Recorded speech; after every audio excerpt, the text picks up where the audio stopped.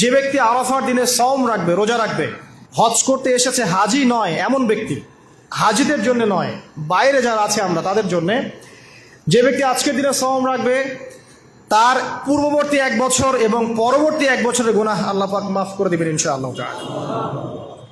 আজকে জানেন আপনারা যে আজকে আরাফার দিন এবং হাজিরা আলহামদুলিল্লাহ আজকে আরাফার মাঠে সমাবেত হয়েছেন। প্রথম যে বিষয়টা বলবো যে এই দিনটার কসম আল্লাহ পাক কোরআনে করেছেন, যেটা একটু আগে আমি বললাম, শাহিদি ওয়া মাশহুদ ওয়াল ফাজরি ওয়া লায়ালিন আশর ওয়া শাফঈ ওয়াল ওয়াতর, জোর এবং বিজোরের কসম। এখানে জোর বলতে বোঝানো হয় কুরবানির ঈদকে, অর্থাৎ এই যেটা ঈদুল আজহার দিন, আর বিজোর বলতে বোঝানো হচ্ছে এই আজকের দিনটাকে, আরাফার দিনকে। আর ওয়াশাহিদ মানে জুমা, মাশহুদ মানে আরাফা। কোরআনের মধ্যে আল্লাহ পাক এই আরাফার দিনকে কেন্দ্র করে শপথ করেছেন। নিঃসন্দেহে আল্লাহ যে বিষয়টাকে নিয়ে শপথ করবেন এটা সবচেয়ে বেশি মূল্যবান জিনিসের অন্তর্ভুক্ত হয়, তাই নয় কি? এটা বোঝার বাকি নেই, এই জিনিসটা আমাদের জন্য অনেক অনেক বেশি গুরুত্বপূর্ণ।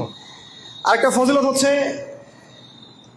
কাতাদা রাদিয়াল্লাহু আনহু, আবু কাতাদা রাদিয়াল্লাহু আনহু থেকে বর্ণিত আছে সহিহ মুসলিমের 1162 নম্বর হাদিসে, নবী করিম সাল্লাল্লাহু আলাইহি ওয়াসাল্লাম বলেছেন, যে ব্যক্তি আরাফার দিনে সওম রাখবে, রোজা রাখবে, হজ করতে এসেছে, হাজি নয় এমন ব্যক্তি, হাজিদের জন্য নয়, বাইরে যারা আছে আমরা তাদের জন্য, যে ব্যক্তি আজকের দিনে সওম রাখবে তার পূর্ববর্তী 1 বছর এবং পরবর্তী 1 বছরের গুনাহ আল্লাহ পাক মাফ করে দিবেন ইনশাআল্লাহ তাআলা। আর এই দিনটাকে নিয়ে, রোজা নিয়ে অনেক কনফিউশন আমাদের মধ্যে চলে আসছে এখন, আজকে রাখবো না কালকে রাখবো ইত্যাদি। হাদিসের মধ্যে ইয়াউমুল আরাফা শব্দ এসেছে, আরাফার দিনে সওমের কথা এসেছে, ইয়াউমুত তাসি বা নবম দিনের কথা আসে নাই। এটা নিয়ে যদিও বা উলামায়ে কেরামের মধ্যে ইখতিলাফ লক্ষ্য করা যাচ্ছে, সবচেয়ে বেস্ট ডিসিশন হচ্ছে আজকেও রাখি কালকেও রাখি, সিম্পল সলিউশন। আজকেও রাখেন, আগামীকালকেও রাখেন, ইনশাআল্লাহ আপনি পুরোটার নেকি পেয়ে যাবেন ইনশাআল্লাহ তাআলা। তবে আমার মত আজকের দিনে রোজা রাখাটাই আরাফার সওম, এটা আমার ব্যক্তিগত মত। যদি এর সাথে কেউ দ্বিমত পোষণ করেন আমি তার সাথে যুদ্ধ করতে যাব না, ঠিক আছে? এরপরে আসি, এই দিন একটা স্পেশাল আয়াত নাজিল হয়েছে আরাফার দিনে, স্পেশাল একটা আয়াত, সেটা হচ্ছে সূরা মাইদার 3 নম্বর আয়াত। আয়াতটা হচ্ছে আল ইয়াউমা আকমালতু লাকুম দীনাকুম। নবী করিম সাল্লাল্লাহু আলাইহি ওয়াসাল্লাম বিদায় হজের ভাষণ দিলেন, আল্লাহর পক্ষ থেকে আয়াত নাজিল হলো, আল ইয়াউমা আকমালতু লাকুম দীনাকুম, আজকের দিনে আমি তোমাদের উপরে দিন ইসলামটাকে কামেল করে দিলাম। কামেল মানে কি? পরিপূর্ণ করে দিলাম, একদম পরিপূর্ণ। ইসলামে ঢোকানোরও কিছু সুযোগ নাই, বের করারও কোনো সুযোগ অবকাশ নাই। ওয়াতমামতু আলাইকুম নি'মাতি, তোমাদের উপর আমার নিয়ামতকে পরিপূর্ণতা দান করলাম। ওয়া রাদিতু লাকুমুল ইসলাম দীনান, এবং দিন ইসলামকে তোমাদের উপর মনোনীত করে আমি সন্তুষ্ট হয়ে গেলাম। সুবহানাল্লাহ। এটা কিন্তু একটা কনক্লুসিভ আয়াত, মানে দীর্ঘ 23 বছর নবী সাল্লাল্লাহু আলাইহি ওয়াসাল্লাম স্ট্রাগল করেছেন, দিন প্রচার করেছেন, প্রসার করেছেন, প্রতিষ্ঠা করেছেন। এরপর আল্লাহ পাক একটা কনক্লুসিভ আয়াত নাজিল করে এই দিনটার মধ্যে একটা ইতিবাচক ভূমিকা টেনে দিলেন। অতএব এই দিনটা খুশির, এই দিনটা আনন্দের, এবং এই দিনটা ইবাদতের, উদযাপন করার, এটা আমাদের সংস্কৃতি। আমি এর বিষয়ে একটু পরে কথা বলছি ইনশাআল্লাহ। এরপরে চলে আসেন, আজকের দিন একটা দুটো দোয়া আপনারা পড়বেন স্পেশালি। একটা হলো তাকবীর, যেটা আমরা দেই, আল্লাহু আকবার আল্লাহু আকবার লা ইলাহা ইল্লাল্লাহ ওয়াল্লাহু আকবার আল্লাহু আকবার ওয়ালিল্লাহিল হামদ, এবং আইয়ামে তাশরিকের শেষ পর্যন্ত, মানে ঈদুল আযহা 3 দিন পর্যন্ত এটা পড়তেই থাকবেন ইনশাআল্লাহ তাআলা। আর সকল নবীগণের একটা শ্রেষ্ঠ দোয়া আছে, যত নবী ছিলেন পৃথিবীতে তারা সবাই যত দোয়া করেছেন তার মধ্যে একটা দোয়াকে শ্রেষ্ঠ বলা হয়। শিখিয়ে দেব কোনটা? সেটা হলো লা ইলাহা ইল্লাল্লাহ ওয়াহদাহু লা শারীকা লাহ লাহুল মুলক ওয়া লাহুল হামদ ওয়া হুয়া আলা কুল্লি শাইইন কাদির। এই দোয়াটা দিনে যে ব্যক্তি 100 বার পড়বে, দিনে যে ব্যক্তি 100 বার পড়বে, ওই দিন আল্লাহর লিস্টে ওই ব্যক্তি ছাড়া বেশি আমলকারী কেউ হতে পারবে না। তবে সেই ব্যক্তি ব্যতীত যে এর চেয়ে বেশি পড়েছে, কেউ 200 300 500 পড়েছে, তখন সে বেশি র্যাঙ্কিংয়ে শীর্ষে চলে যাবে আর কি। মিনিমাম 100 বার।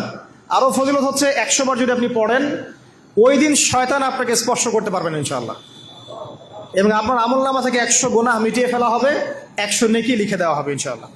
অতএব আজকে আমরা এই দোয়াটা পড়তে পারি, লা ইলাহা ইল্লাল্লাহ ওয়াহদাহু লা শারীকা লাহ লাহুল মুলক ওয়া লাহুল হামদ ওয়া হুয়া আলা কুল্লি শাইইন কাদির।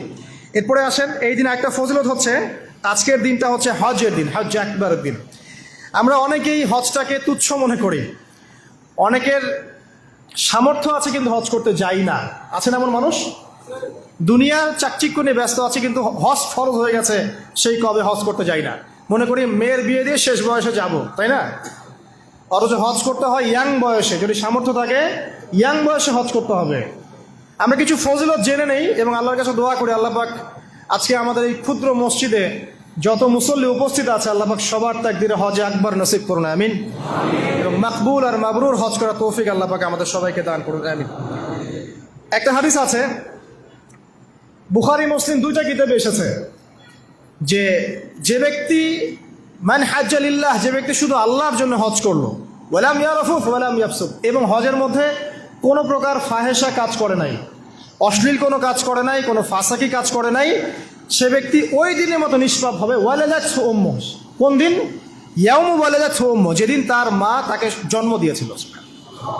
এটা সবচেয়ে বড় বেনিফিট। আরেকটা হাদিসে আছে যে মাকবুল হজ, একটা মাকবুল হজের জাযা জান্নাত ছাড়া আর কিছুই না। একটা মাকবুল হজের জাযা বা প্রতিদান হচ্ছে জান্নাত ছাড়া আর কিছুই না।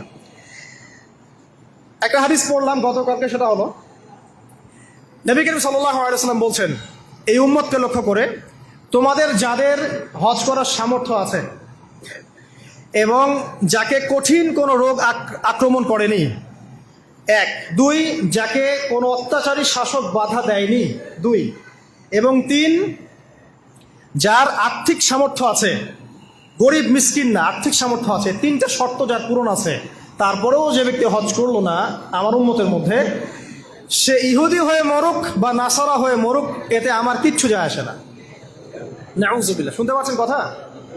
মানে হজের সামর্থ্য আছে, রোগ নাই, অর্থনৈতিক সামর্থ্য আছে, কোনো শাসক তাকে বাধাও দিচ্ছে না, এরপরেও সে হজ করলো না, নবীজি বলছেন এ ইহুদি হয়ে মারা যাক বা নাসারা হয়ে মারা যাক, এতে আমার কিচ্ছু যায় আসে না। নাউযুবিল্লাহ। তারপরে শোনেন, 3 শ্রেণীর মানুষ আল্লাহ রাব্বুল আলামিনের মেহমান। 3 শ্রেণীর মানুষ আল্লাহ পাকের মেহমান। 1 নাম্বার হচ্ছে গাজী। গাজী মানে কি? ইসলামের জন্য যুদ্ধ করেছে, অন্য কোনো জন্য নয়, দিন ইসলামের জন্য যুদ্ধ করেছে, বিজয় লাভ করেছেন, নাম কি? গাজী। এই ব্যক্তি আল্লাহর মেহমান। যেমন আবু বকর সিদ্দিক, ওমর, ওসমান, আলী রাদিয়াল্লাহু আনহুম, তারা ইসলামের জন্য যুদ্ধ করেছিলেন না? তারপরে তারা জীবিত ছিলেন না? তারা তখন গাজী হিসেবে বেঁচে ছিলেন। ঠিক আছে? 2 নাম্বার হচ্ছে মুআতামির, মানে ওমরাকারী, যে ব্যক্তি ওমরা করতে গিয়েছে সে আল্লাহর মেহমান। আর 3 নাম্বার এই যে হাজি, যে ব্যক্তি হজ করতে গিয়েছে সে আল্লাহ পাকের মেহমান। আমাদের একটা কর্তব্য আছে,